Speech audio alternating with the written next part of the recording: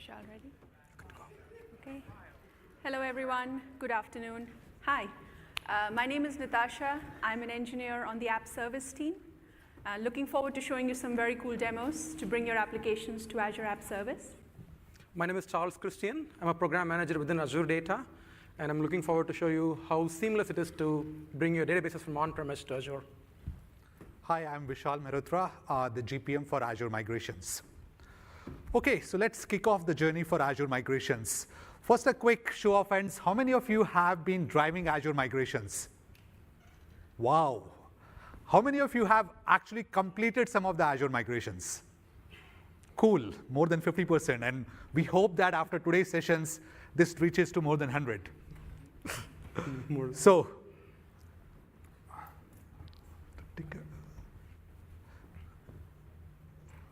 okay. So our vision is to simplify the complete end-to-end Azure migration journey for our customers. And when we work with customers, we see Azure migration journey divided into these 4 phases. The first phase starts with the assessment phase. That's a place where, as a customer, you want to discover what all servers and applications which are running on premises.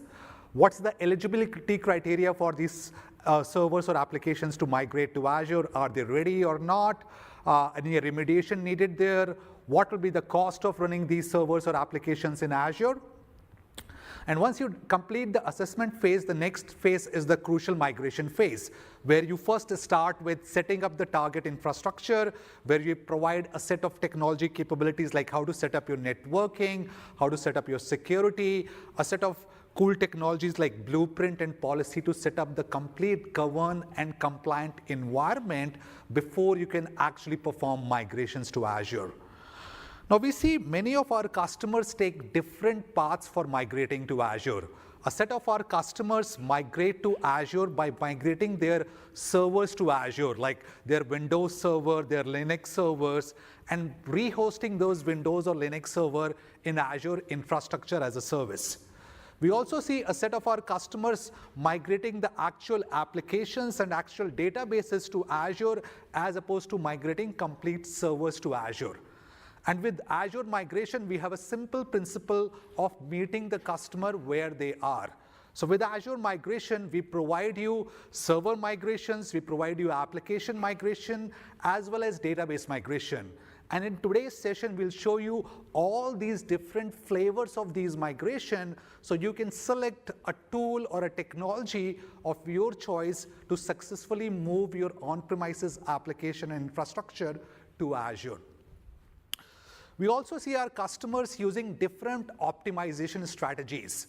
There is a set of customers who want to leverage Azure migration as an opportunity to optimize these workloads while migrating to Azure. They see there's a lot of wastage happening on-premise, and can we leverage this opportunity to optimize and then land in Azure?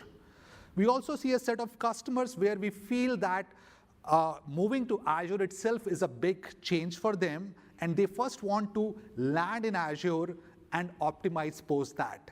And again, as Azure migration, we provide both those options to our customers. Last but not the least, once your workloads land in Azure, we have a set of first-party services to help secure these workloads, to help manage these workloads in Azure. For example, we have Azure Security Center to help secure these workloads. We have Azure Backup for backing up these workloads, Azure Monitor for monitoring, and so on and so forth.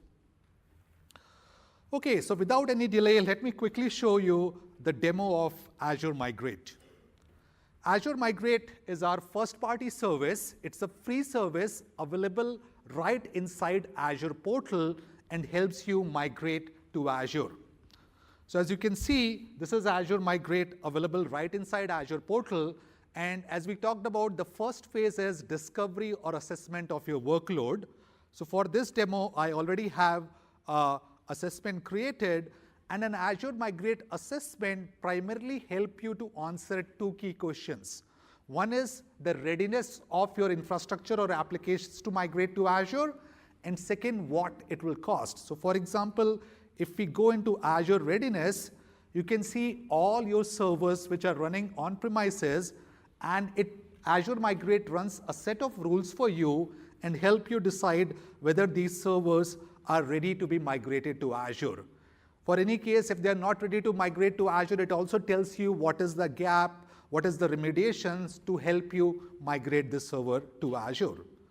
It also gives you a lot of rich cost estimation for running these servers to Azure, like what will be your compute cost, what will be your storage cost of running these servers to Azure. Not just that, since it discovers your storage, your networking and all that, it also automatically map each of your servers to a Azure VM size so that you can estimate the cost of running that particular server or VM in Azure. We also provide you a lot of rich capabilities to configure these assessments. Like one of the very common pattern we have seen every customer who is migrating to Azure is there is a lot of over provisioning or wastage happening in on-premises data centers, because on-premises data centers were never elastic like Azure. So as an app team, if we needed a server with 4 GB RAM and 4 vCPU, when we went to our ops team to get that hardware, we put a buffer. What if the app needs little more and get 8 GB RAM and 8 vCPU? Similarly, the ops teams, when they go to the procurement team, they also put a buffer. What if the app team needed more and gets you 12 GB RAM and 12 vCPU for an app which needed 4 GB RAM and 4 CPU? So consistently with thousands of customers, we see there's a lot of wastage happening in the on-prem data center. And Azure migration is a great opportunity for you to optimize and save this money when you're migrating to Azure. And to enable that scenario, what Azure Migrate does is provide you a capability called performance-based assessment. If you select this assessment, Azure Migrate will profile your workloads automatically without installing any agent. It's an agentless capability. It will measure your CPU, the RAM, the storage IOPS, network, everything, and help you decide what is the actual usage you need in Azure and give you the VM SKU mapping based on that. And as we understand, when you do the workload profiling, there are these peaks and valleys to help you decide the actual point. It provides you the rich capability, what percentile of this workload performance you want to leverage for the mapping or going to Azure. Now with this, you decide that let's go and migrate to Azure. Now one of the first challenge it comes when you decide and you want to migrate your first workload is this application was built 5 years back. And people are afraid if I move this application to Azure, this might be communicating with some other application and something will break. To help you manage that particular risk, Azure Migrate also provides you a capability, what we call application dependency view, where you can see all the server-to-server communication. Not just that, you can drill down into a server and see exact process and exact source port to exact target process and target port, and identify what we call a move group or an application group and take that as a single unit and migrate to Azure. Now this is all about migration planning. To actually start migrating these servers to Azure, right inside Azure Migration, we have a server migration capability which you can select. Again, similar to Azure Migration, server migration capability of Azure Migrate is entirely free. It models your complete migration process. The first step of migration is replicate your servers to Azure. One of the big challenges customers have, they don't want downtime. That's the reason we have built a replication-based migration to Azure. So even if it takes few hours to few days to replicate your servers to Azure, on-prem your applications continue to run, no downtime. The second step is to test your migration before you perform the actual cutover. And it provides a very cool capability where it creates a clone of your complete application servers in Azure without disrupting your on-prem servers. So suppose you have a LOB payroll app on-prem, we can create a copy of your LOB app in Azure without disrupting the on-prem app. Now you can test this clone in Azure, and only when you find the performance and everything is perfect, then you perform the actual cutover, which is the step 3. So replicating to Azure is pretty simple. You go, say, migrate to Azure. You say, I want to leverage my Azure Migrate assessment. You select which group you want to migrate. I want to migrate my contest to payroll, which assessment you want to use. And now it will show all the different servers which are available to be replicated to Azure. You select a set of servers which you want to replicate. Then you provide a set of sort of a target settings, like which resource group you want to migrate. I want to migrate to Contoso resource group. Which network you want these servers to be connected when this application move to Azure. So you can select a network.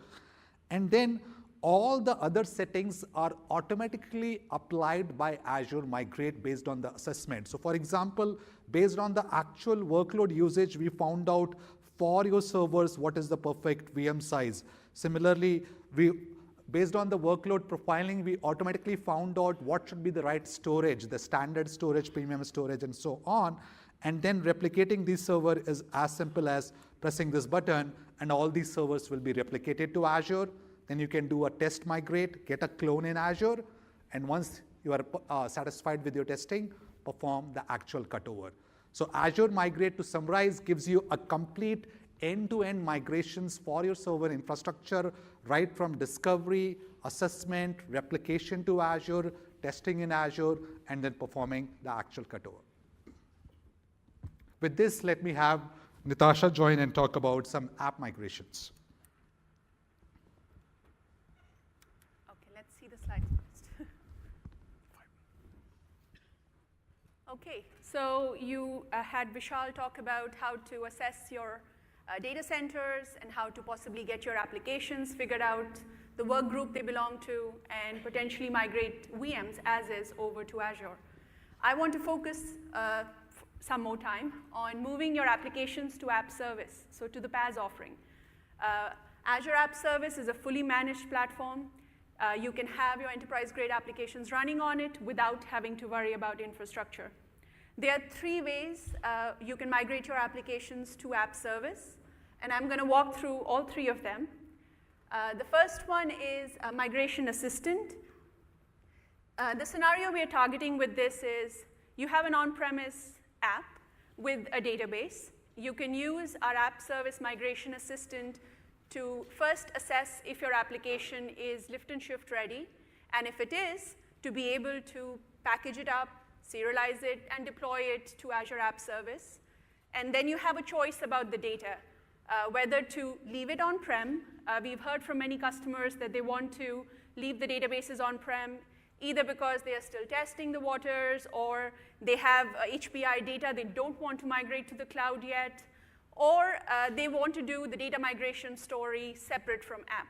So you have an option to use Azure Hybrid Connection service to keep your data on-prem and still have your application work by talking to Azure, talking to the local database using Hybrid Connection. So let me quickly show you what I mean.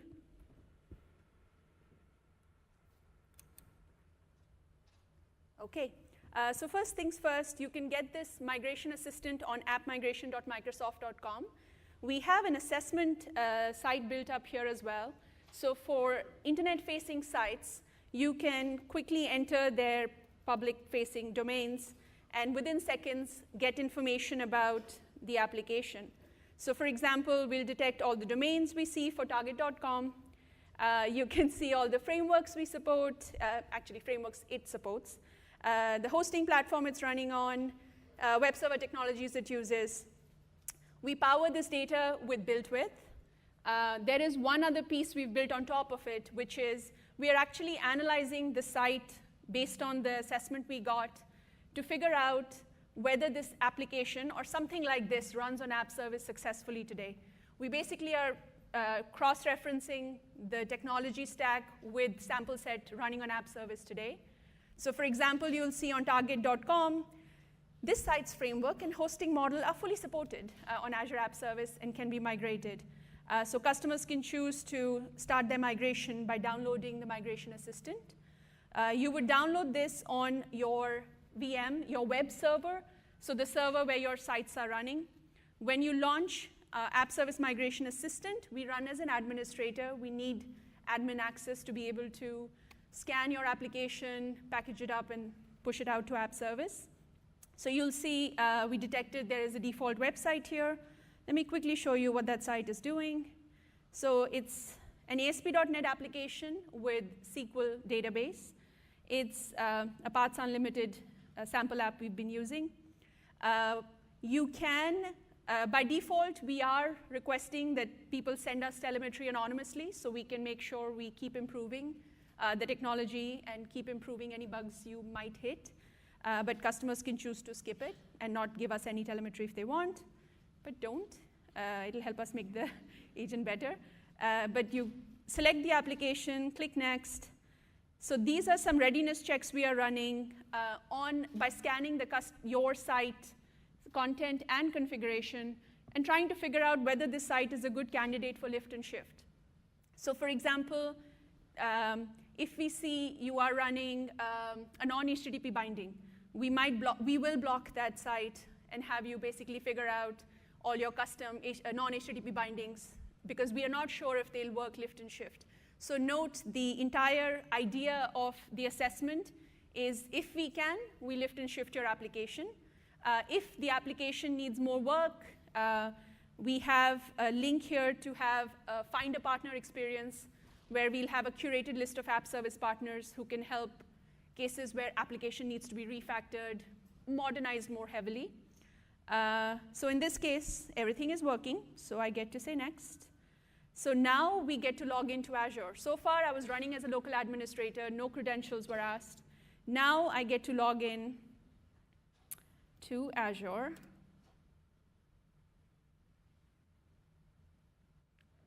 And now it'll wait, tuck, tuck, tuck. Thank you. And now it'll detect all the subscriptions I have. I get to use an existing one. This is not a dry run anymore. Real demo. OK, yeah, that worked. So here we have two options. So note we detected you have a database in the application. Like I said, we have a SQL database. I have two options at this point. I can either say skip the database step, I'll handle it differently, or I will listen to what Charles is doing subsequently and migrate my data myself. We don't have a data migration within App Service Migration at this time, but we are working on it. The other capability, which we are encouraging customers to use in the meantime, is to basically use App Service Hybrid Connection, keep your data locally, get the content over, and just test your application, make sure it's working. So for this demo, we will set up a hybrid connection. And note, we have an export ARM template capability. We got some feedback when we were showing early bits to customers that they'd like to have the ARM template so that they can then choose to deploy themselves using CLI, PowerShell, whatever have you. OK, let's migrate. So now we basically go through the motions of making sure the information I entered is valid. We are going to create site and a plan to put your site in. Since we are choosing hybrid connections, so you'll see this third line come in. That is the heaviest process. It takes some time. We are basically going to create an Azure Relay resource and make sure that App Service is able to talk to the Relay resource and has the configuration fragment ready so we can then put the information to talk to the on-prem database. And then publishing the site content is basically just creating a zip file of your application, serializing it, and then we zip deploy it to the cloud.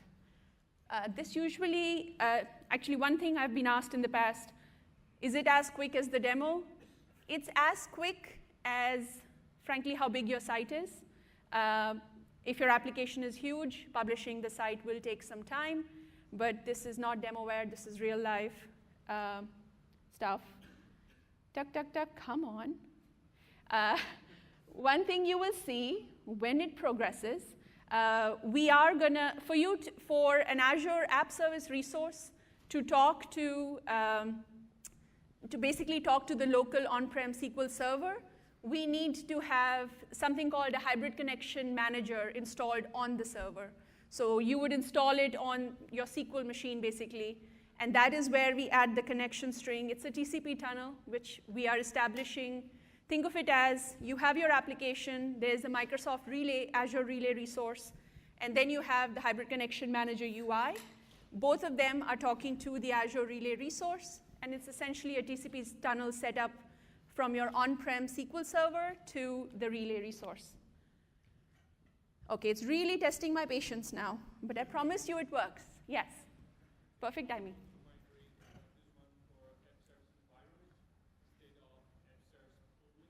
That's a very good question. So we can migrate to an existing app service environment, yes. It's a capability we're going to actually be releasing in the next release in a couple of weeks. We are not doing the creation of app service environment from this experience, but if you happen to have a plan, app service environment created a plan in it, you can choose it and then choose that to be your target for deployment. Oh, come on.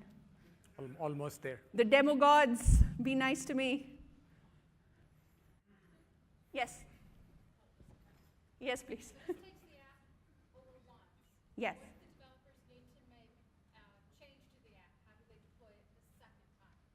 That's a very good question.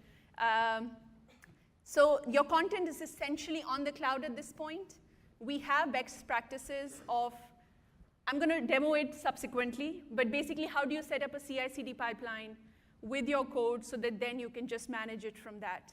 Right now, we are just pushing the content the one time, and we are hoping we are going to then get the developers using PaaS features to manage their subsequent edits. Okay, this is too much. I had heard demo hiccups happen. Yeah, more questions. Getting to experience it. A few more questions. Okay, yes, questions, please. Is the source app online right now while it's being migrated? No, it is not. It's a copy, really, because your on-prem server site is live. You're not touching anything, so it should be live, but the subsequent resources have not been created. The source is online. Source is live. Yeah. We don't touch it. Yeah, source is live. Actually, for what it's worth, even your target is live, but it doesn't have the content deployed yet because we are waiting for hybrid to set up. Okay, this is, Okay, I'm going to give it 1 more minute. If it doesn't happen, I'm going to have Charles take over and we come back. Usually, yes, oh, yes.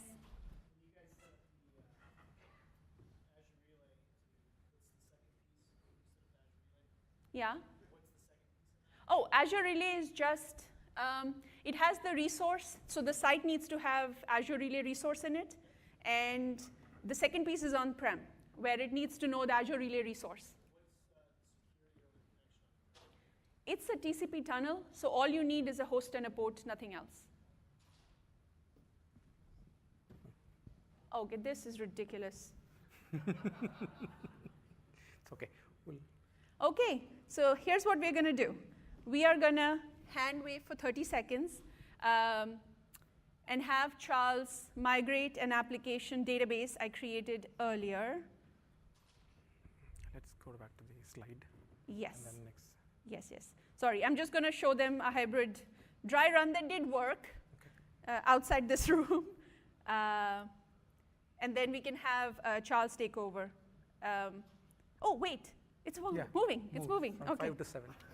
Thank you for your patience. Come on. You can do it. 3 more steps. Yes. Okay. Whew. That was nerve-wracking. So now we have, so the hybrid connection manager, it detected it's installed, and then it adds the relay resource for it to establish the connection. Okay, so when I do next, then this site actually works. So you'll see it's an ASP.NET site. Okay, I know what to do. You guys, this is testing all my capabilities today. How well do I handle stress in life? Okay, let's see. I promise this was not part of the plan. Quite the contrary, actually. Okay, will that work? Come on. It's thinking. It's thinking about it. That's a good sign. So this is what happens when you have repeat dry runs on the VM. There we go. There it goes. Whew. Okay, it is. Okay, nope, this is not what I want.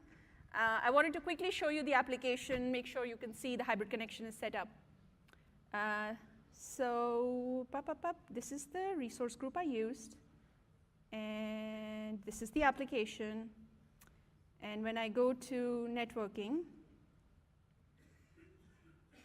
see, this will be as thrilling for you as when you're done migrating your application and have it work, just work. So notice here the connection is established and it's hybrid.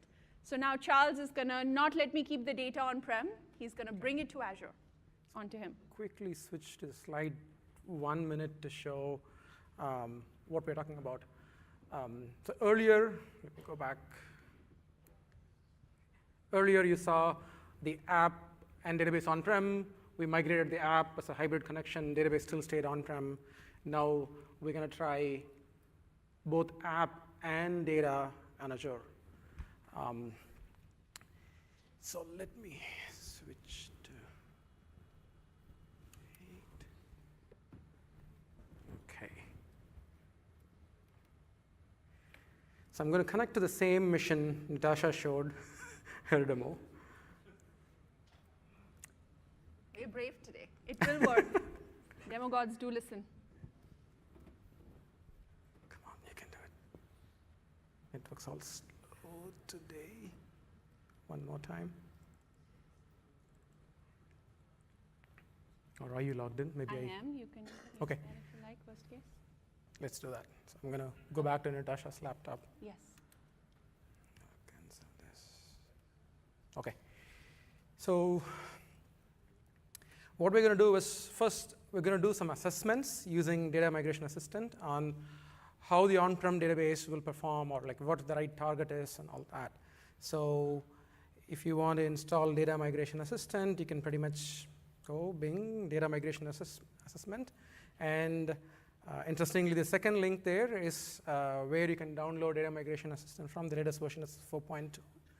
And if you want more documentations and things like that, we can go look at all of that as well. So let me open DMA. And I'm going to create a new project, assessment project. I'm going to give it demo as the name. Source is SQL Server. Let's try to see if we can migrate the database to Azure SQL DB and see if that will be a good target for us. So I click Create and then click Next. I am going to connect to the database where the Parts Unlimited Sites database is hosted. Let's use Windows authentication. Click Connect. And it shows there's one database on that server. Let's do the assessment for that database and click Start Assessment.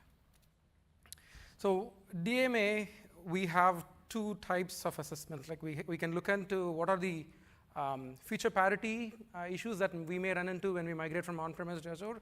In this case, it looks like we are using SQL Server 2017 on-prem for the Parts Unlimited DB, and looks like the app uses Service Broker, which is not available on DB. And if I look at compatibility issues, looks like there are no compatibility issues, and we are good to go. So what I'm going to do is let me see if I can do the same demo 1 and pick Managed Instance as my target, and then I'm going to do the same assessments. So right now, the assessment to do against SQL DB, Managed Instance, or SQL Server on IaaS are 3 separate options here. We are trying to integrate all of these, so you just have to do one assessment, and then you can see side by side which is the right target for your database. So to continue this demo, we connect to the same SQL Server.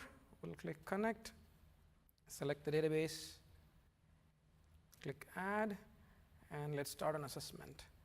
So here what you see is there are no feature parity issues, and there are no compatibility issues. So for this demo standpoint, let's pick SQL Database Managed Instance as our target. A couple of additional features from a Data Migration Assistant standpoint. You can actually you do migration as well using DMA.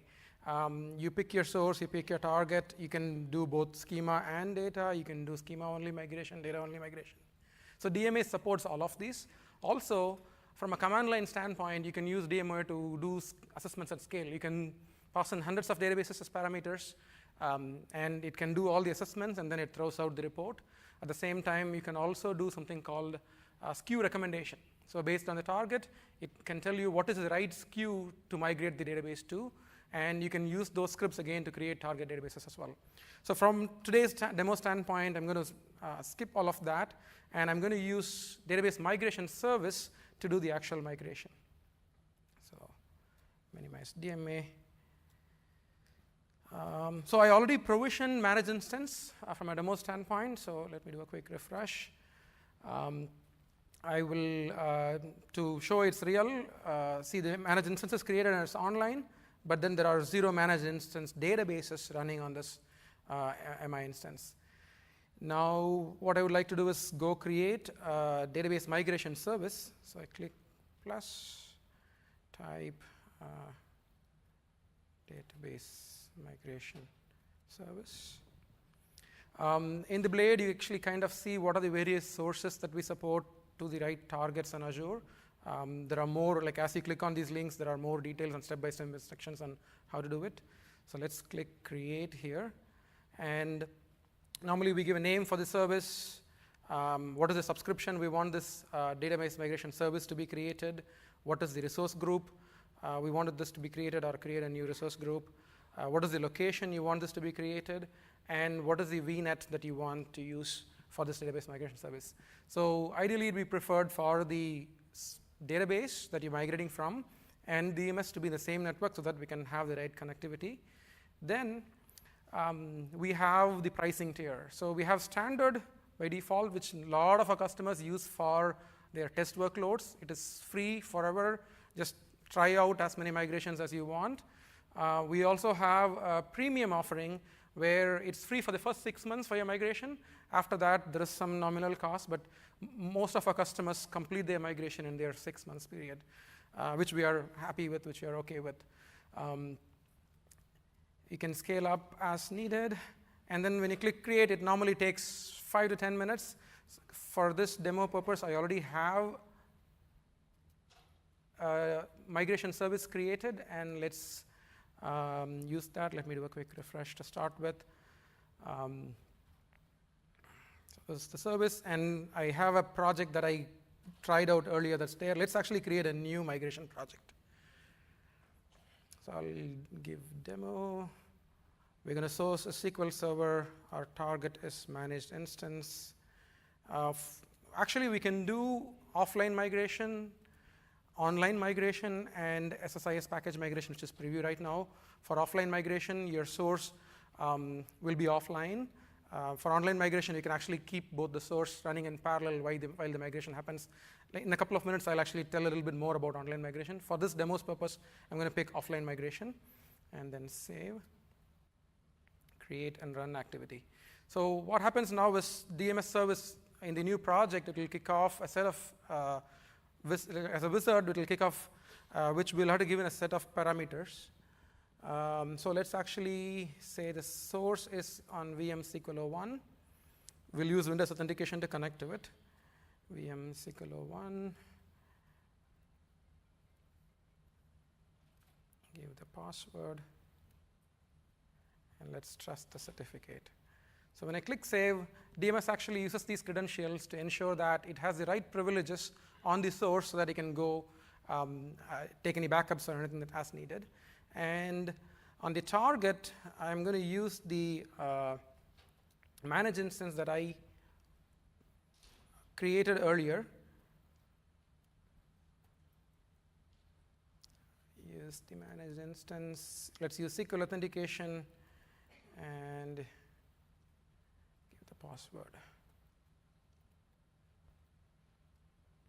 It's a long password for MI. And when I click save, again, it performs the same operation on the target. So DMS ensures that it has privileges to go create database and do all the migration. Now both the source is selected, the target is selected. It gives a list of databases that are available in the source that we can select to migrate. In this app, we just have parts unlimited. Let's select that. And when I select databases, it gives a list of logins that can be migrated. And I'm going to select all applicable logins and click save so that it migrates the logins along with it. And now we have the option of providing backups that are already taken, or we can let DMS do the backup as needed. I'm going to say DMS to go create backup as needed. And I'm giving us an SMB share where we can, where DMS will copy the backup files as needed. So backup. And again, it needs the credentials to store the backup.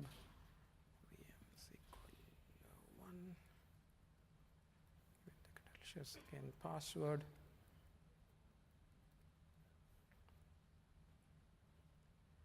And finally, we need to provide a SaaS URL for DMS so that it can save the backup files that it uploads. So, Control-C. Okay. Again, now when I save, a similar set of actions. It ensures that it has permissions to the share that we specified, and it ensures that it is able to reach the storage account, and it validates all permissions for now, and then it is good to go. We just need to create an activity name. Again, I'll say demo1, and then say, let's actually do the migration. So there is also a check where we can say, hey, validate the database after I migrated or not. From a demo standpoint, I'll just say, do not validate, and let's do the run migration. While the migration is actually happening, I'm going to switch back to slides here to talk a little bit about some of the value props, like why DMS and not DMA. So here are some of the key value props of using DMS. When you use DMA to do your migration, you are restricted to the actual machine where DMA is installed. It's with respect to memory, with respect to CPU, and all of that, you are pretty much limited to that machine. Whereas with DMS, it's an Azure native Azure service. You can scale up and out as needed. You saw the standard tier to the premium tier that you can scale up. And you can have multiple DMS instances doing migration projects in parallel for your entire environment. And so your migrations can be done way faster. So scaling is a top key value prop for using DMS. And DMS also provides your orchestration. As we slowly tie in with Azure Migrate that Vishal talked earlier, as we slowly tie in with the app services migration, so you can have your entire end-to-end app migrated together, and we can have this orchestration tied in as well. And DMS, while DMA supports only homogeneous migration, so DMA you can do only SQL to SQL sources to SQL target, DMS supports both homogeneous and heterogeneous migrations. So you can pick any SQL source to Azure SQL targets, SQL DB managed instance, and SQL Server on IaaS, as well as from a heterogeneous standpoint, we support Oracle to SQL targets, Oracle to PostgreSQL, and so on. And last but not least, online migration. So a lot of our customers today, they're asking for, hey, I want my source and on-premise to be running while I do my migration. So with the online migration, you can actually do migrations probably like, I don't know, if the database is small, probably a couple of minutes downtime. If the database is probably big, we've seen 1 or 2 hours downtime as well. But then like a lot of customers are using these capabilities to be able to do migration from on-premise with near zero downtime. Let me actually, since we saw the demo as an offline migration, I'm going to walk through the slide on how we do online migrations and what are some of the things that are different. So as you see, your SQL server and the SMB share is still on-premise, and your DMS, the Azure Storage Blob, and the actual target, they are all on Azure. So how online migration happens is, at first we specify a full backup. So it will take the database backup, and it will restore on the target. Then as changes happen, there are differential backups that kind of, again, triggered, and DMS will use the differential backups to keep the target on SQL DB in sync. And while all of this happens, and it could be a couple of days, it could be a couple of weeks while you test everything, and when you're ready to do your final migration, you stop traffic on your source machine, you take a final tail backup, and DMS will use that to restore. And you'll have to come into the DMS interface and then perform a function called cutover, which will actually mark the source as read-only and enable your target to be online that you can be consumed. And when you look at the various tools that we have today for migration, we have DMA, DMS. We also have something called SSMA, SQL Server Migration Assistant, which helps with a lot of the assessments from heterogeneous sources. If you want to do Oracle assessments to SQL Server and so on. So these are our various tools that we have today supporting SQL Server, Oracle, MySQL, PostgreSQL, MongoDB, be it on-premise, be it if your workload is in GCP or AWS, we can perform migrations using our tools to all of the Azure targets. And in FY19, we have roughly migrated around 100,000 databases so far across using all these tools today, purely to Azure. I know some of our tools are fragmented a little bit from a legacy standpoint. We're working on integrating all of them. But until we enable that integration as part of the Azure Migrate umbrella, today we have something called Database Migration Guides. If you go to aka.ms/dm guide, we have clear step-by-step instructions on what are the migration phases, what tools to use for what phase, depending upon the various source and target that you pick. So with that, let's come back to see how our migration is doing. Okay, I'm going to do a quick refresh.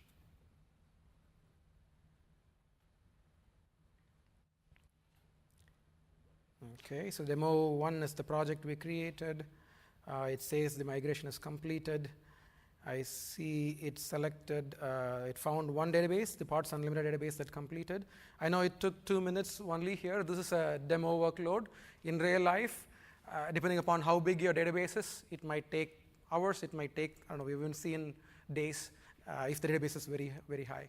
But the beauty is database migration service is very resilient so that it knows how to handle big workloads. And it looks like we also migrated one login, which workshop service account, and that's completed as well.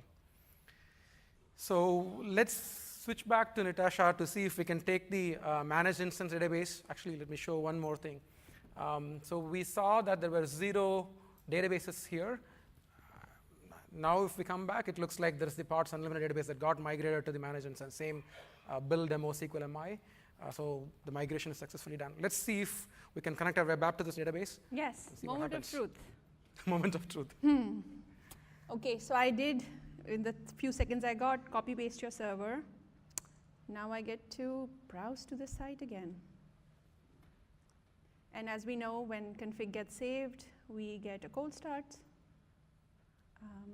Browse.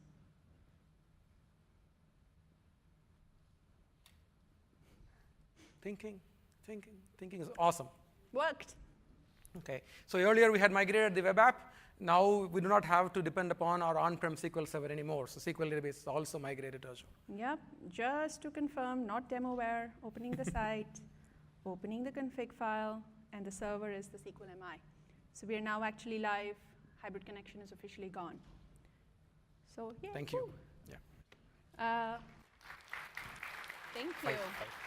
Fight.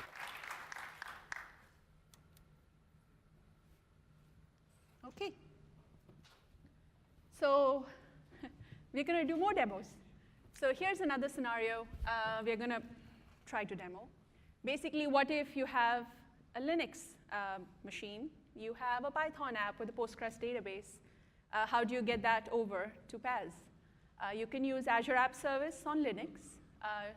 Containerize. So I'm going to show you a quick demo of a Python app with Postgres that I'm going to containerize using ACR, and I'm going to push that container to the Azure Container Registry resource, and then create a new Linux app with that. So for this purpose, I actually have my Postgres database already migrated using DMS, and I guess, you know what? I'll show you.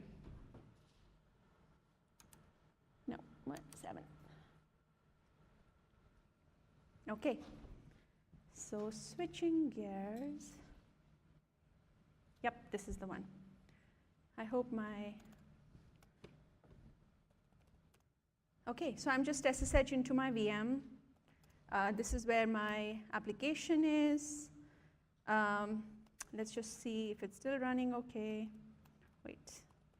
Switching gears between Windows and, see? There you go. Takes me a second to remember all my commands. Start CSH. Okay, I'm just starting my server, and I want to check if this application is going to work. So this is my port public IP for my VM. So this is basically my app running on my VM. It's an Ubuntu server running on the cloud, powered by Postgres that I've already migrated to Azure. Now let's see if we can, let's kill it. We know it works. So I'm going to quickly show you guys a few things. So I'm building the image off of the app svc build blessed Python image, and create a Docker file basically so that when I do build, ACR knows what to do. I've already created an Azure Container Registry resource on the portal, and I'm going to try to build this application. Actually, let me show you what I have first. So I'm basically doing a Docker image build with the tag for the demo using my file, Docker file. And Docker file is where I've basically placed what I need. I even have a few requirements to make sure my app works. It's a Flask app. It needs a few packages to make sure it'll work properly. And now we're going to do a build.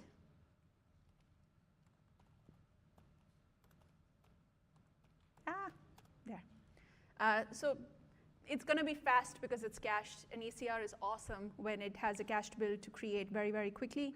And then after the build, I'm going to do a Docker push. Let me quickly show you what I'm doing. It's basically a Docker image push on an ACR resource I already created, and I'm using a tag called build into an already existing image. Now we will do Docker push. Okay. So now we are done. Let's switch gears to the portal. Yep, that's my VM. But you know what? We're going to create a new resource. So I'm going to create a new web app using the swanky new full screen create experience we just GA'd yesterday. I'm going to use an existing resource group. I'm going to do my Python app for build demo. I'm going to use Docker image, Linux. We'll do a single container. We'll use ACR, Azure Container Registry. So this is the registry that you saw me use. The image was demo, and the tag that I just pushed was build. And that's all I need to know. I do a review and create. And let's create this resource. Just to remind you guys, this is how it looked locally on the VM. Usually this takes a few seconds. I hope it takes a few seconds.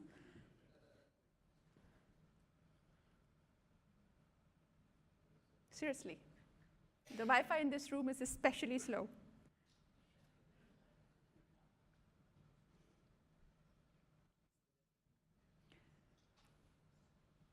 Come on. And I have one more demo to go. Oh, there, yay, whoop, okay. So we go to the resource. You'd think as if I have not tried it. My reactions are so ecstatic. It just takes longer here. Okay, so here's the demo. It is the application. It's the container I pushed, and it's running completely on the cloud because Postgres was already pushed from on-prem to Azure using a DMS. So that is my second demo. Let's see. I think I had a few slides to talk about what we did. Yes. So, yep, this is the containerized scenario, as we call it. We are actually working to support Linux as a first-class scenario in App Service Migration Assistant. As of now, Migration Assistant is ASP.NET on Windows. We are looking to add PHP next month, and definitely Linux is something we are working on as well. So customers can have a more turnkey lift and shift experience for Linux as well. Then, okay, this is the final scenario. So this is a little bit talking about a feature where, you know, I don't want to do all of this. You know, you guys are developers, you know where your code is, and all you need is just let me connect my code to an application and set up a CI/CD pipeline for me. Or for customers who have migrated their application from a lift and shift solution, how do they set up a subsequent deployment pipeline for their code? So this is the bit that I'll demo quickly.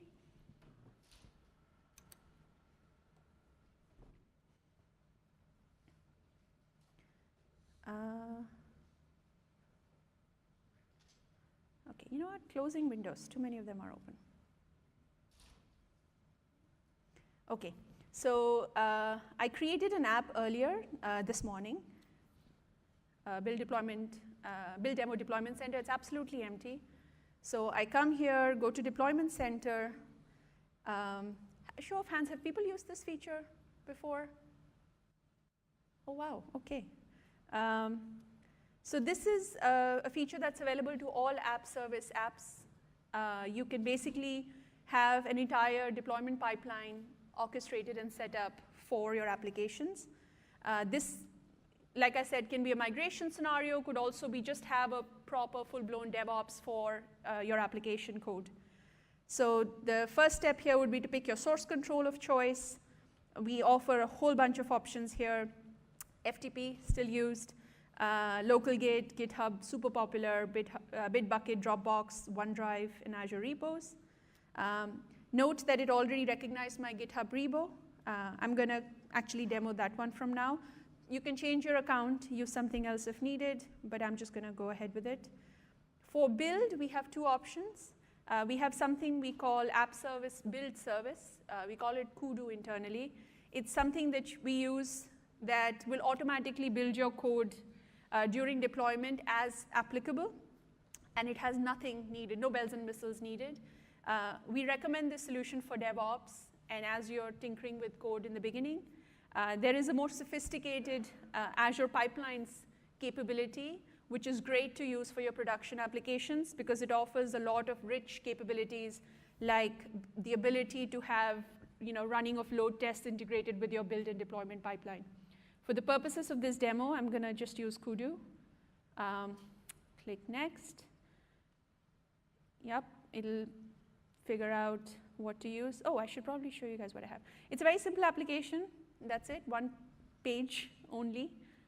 It's on branch master. Click Next. Finish. So now we are basically setting up a deployment pipeline for the application resource.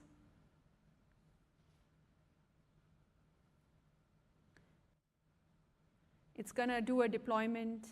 It'll notice that there is content on the GitHub repo that hasn't made it to the application. So you'll shortly see a deployment task starting up.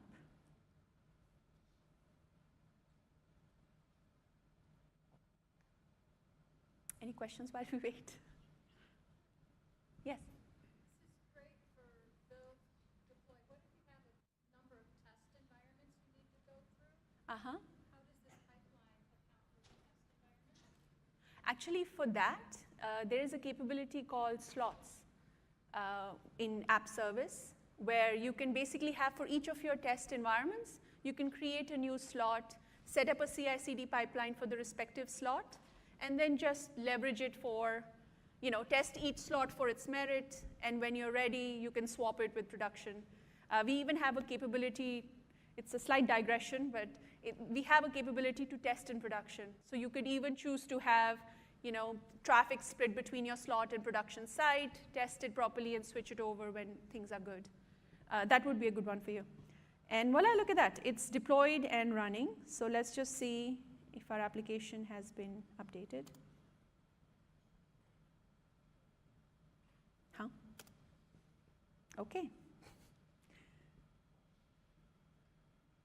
Am I not hitting the right site? Browse. Okay, there you go. Have a fantastic Microsoft build, everyone. And that's it. That's all we have for our demos today. We are up for questions. I'm just checking how much time we have. Oh, 3 minutes. Any questions? Vishal, Charles, do you want to come up? Yes? Sorry, yeah. Sorry, go on. Yeah, you were talking about these large databases, which essentially terabytes of data that take days to migrate. Yes. So what happens if you have an interruption or you have network. So the question is, what happens if there's an interruption when migrating terabytes worth of data? The resiliency part.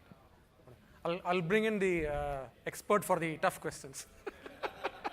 So in this case, actually, with DMS, what we do is DMS is pretty good at recognizing that there is network interruptions. As Charles was explaining, basically what we do is we do the full backups and then the transactional log backups. Depending on which of those areas the network outage happens, if it's full backup, it basically keeps a marker of which path it has uploaded till, and then once the network is established again, it continues. With transactional log backups, it basically gives an indication to the user saying that, hey, we noticed that the network is off. Please fix the error. So sometimes what we've noticed is not only network. Sometimes when users are trying POC, they do it with a USB drive, pull out the USB drive and go back home. So it basically allows for the user to take corrective actions. So that's the advantage as Charles was talking about with respect to DMA and DMS. DMS is very resilient.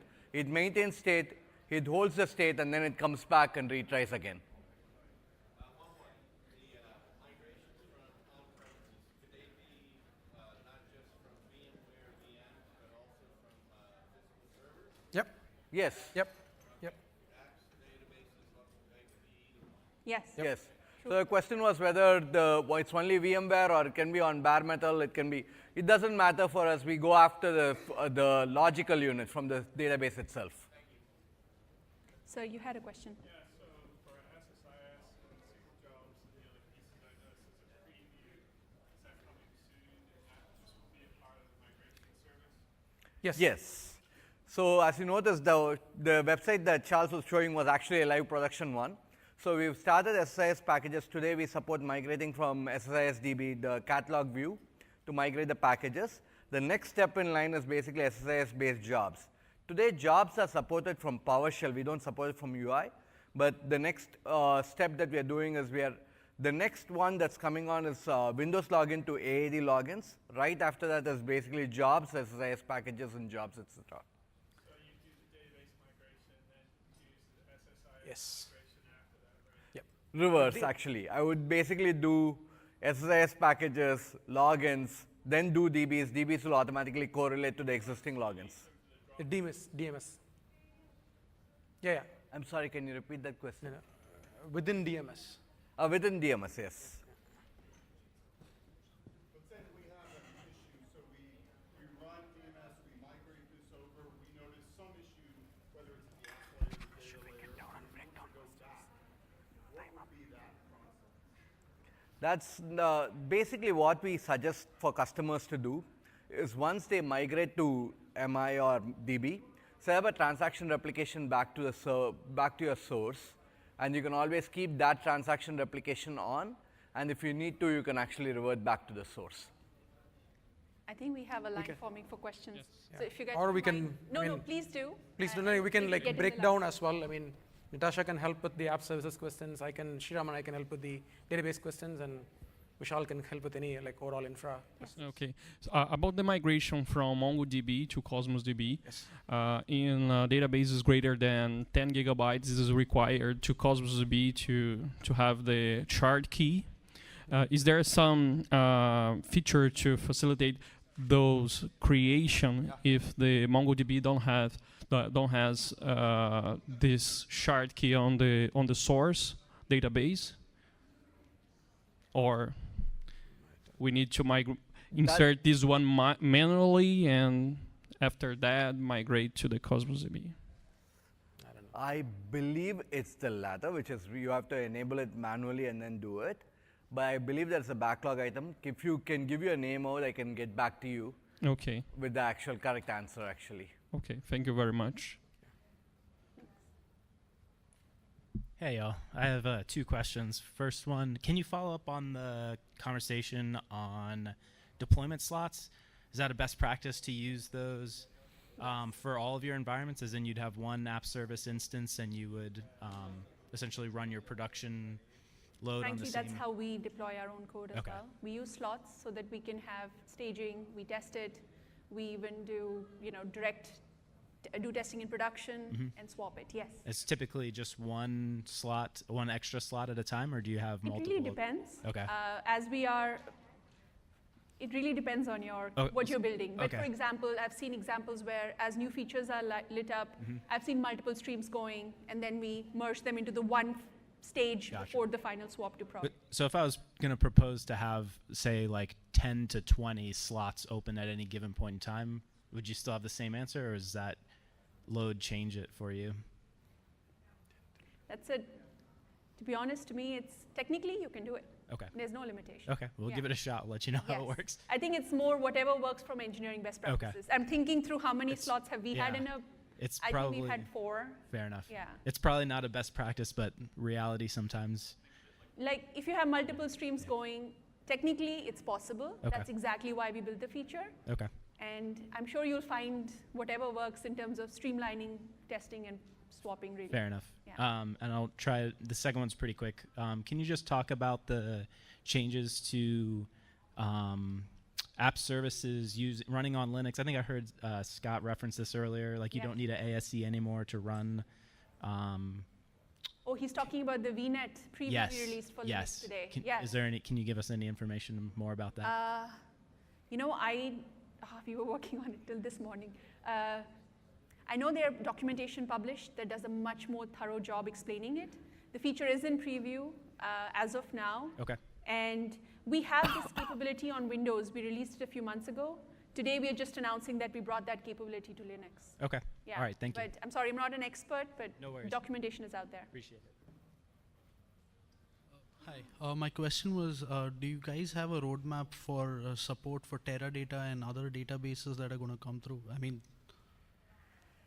yeah, it's always been a backlog item for us. I mean, self-service standpoint, it might be a little longer, but some of our big enterprise customers, we have a team of architects who kind of help with these ad hoc as needed. yeah, I mean, we work with them, but I mean, I was just trying to understand from a product team standpoint, is that in the backlog? And so from an assessment capability standpoint, we'll have something before end of the calendar year, but like actual migrations, it'll be a little longer.